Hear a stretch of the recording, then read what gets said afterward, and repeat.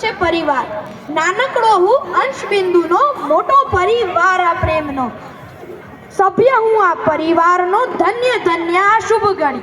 જીવનની સૌથી સુંદર વસ્તુ પૈસા કે દોલત નથી, પણ જીવનની સૌથી સુંદર વસ્તુ માણસ, ખુશી, યાદો, ક્ષણો અને પરિવાર છે.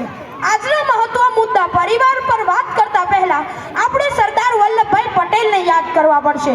સરદાર વલ્લભભાઈ પટેલ એવું કહેતા કે ઘરની વાત ઘરમાં રાખો, સાચું કહેવાની હિંમત રાખો અને કાળજું સિંહનું રાખો, અને તો પણ તાકાતથી પણ કામ કરવું પડે. આ કાળજું સિંહનું રાખવાથી મતલબ છે કે આપણે પરિવારમાં શેરિંગ, કેરિંગ અને ડેરિંગ લાવવું પડે. જો આ ત્રણ વસ્તુઓ પરિવારમાં આવી જાય તો ઘરમાં વૃંદાવન જેવી ઘટનાઓ બનવા માંડે અને પરિવાર સ્વર્ગ થઈ જાય. પણ મેઇન પ્રોબ્લેમ એ છે કે આપણે આ ત્રણ વસ્તુઓથી જ દૂર ભાગીએ છીએ. પરિવાર સંબોધિત હું એક દ્રષ્ટાંત જણાવવા માંગુ છું. કલાકના કાંટા રૂપી આપણું સિનિયર સિટીઝન, મિનિટના કાંટા રૂપી આપણા યુવાનો અને સેકન્ડનો કાંટો એમ આપણું બચપણ છે. અને જો તમે કલ્પના કરો કે આ ડાયલમાં સેકન્ડનો કાંટો ન હોય, કલાકનો કાંટો ન હોય, એકલો મિનિટનો જ કાંટો ફરતો રહેશે તો તમને અને મને સમયનો અંદાજ નહીં આવે.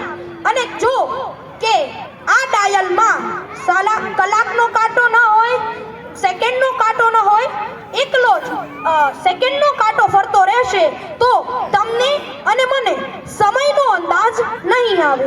જો મને કહેવા દો કે જો આ ડાયલમાં કલાકનો કાંટો એકલો જ ફરતો હશે, મિનિટનો અને સેકન્ડનો કાંટો બંને નહીં હોય, તો પણ તમને અને મને સમયનો અંદાજ આવી જશે કે 10 અને 11ની વચ્ચે પડ્યો છે એટલે 10:30 વાગ્યા છે.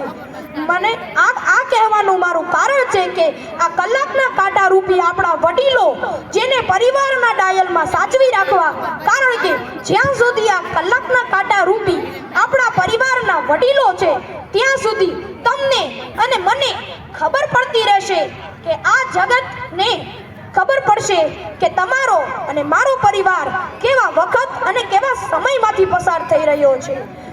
તેઓ આપણે નાનપણમાં આપણી નાની નાની ઈચ્છાઓ સાંભળી શકે છે, તો ગડપણમાં આપણે કેમ તેમની નાની નાની ઈચ્છાઓ નથી સાંભળી શકતા. મારો કહેવાનો મતલબ એ છે કે ટીનેજ, ચાઇલ્ડહુડ, એડલ્ટહુડ આ ત્રણ અવસ્થાઓમાં તેઓ આપણા માટે પોતાની દરેક ઈચ્છાઓની કુરબાની આપે છે, તો તેમની માત્ર એક જ અવસ્થા એટલે ઓલ્ડ એજમાં આપણે કેમ તેમની નાની નાની જીદો પૂરી નથી કરી શકતા. Thank you. સમજાય અને વંદન. જય શ્રી કૃષ્ણ.